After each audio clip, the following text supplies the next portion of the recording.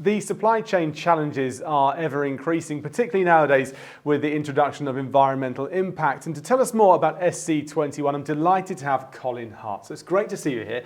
What is the SC21 programme? How did it all begin? Okay, so SC21, Supply Chains to the 21st Century, is a very simple improvement programme designed to help businesses improve their performance. It came about actually in 2006.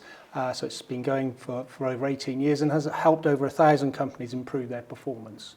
The key thing is it's been designed to be scalable and to be talked to the individual company. So whether you're a small SME or a large organisation, you can use the framework. It's very simple. Maybe it's an impossible question for you to answer, but how does it work?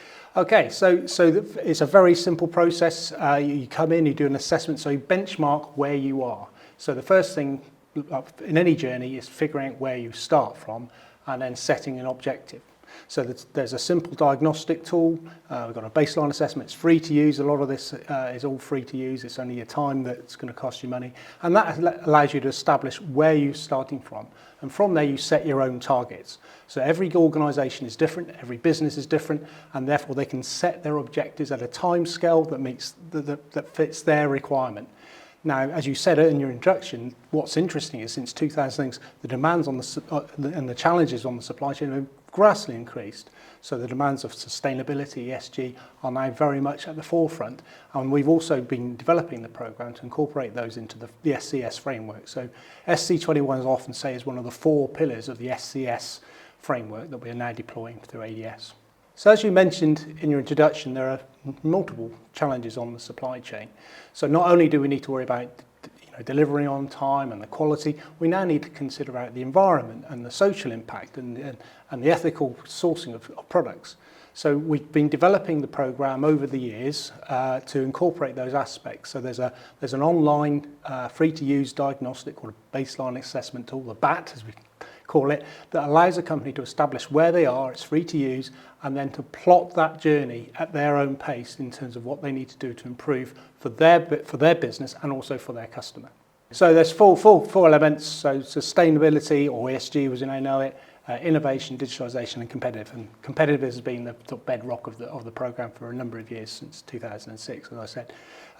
So what we've got is an online tool that allows you to establish where you are and plot forward that journey in terms of those areas. So if sustainability or ESG is an area that you want to progress, that will be part of your plan.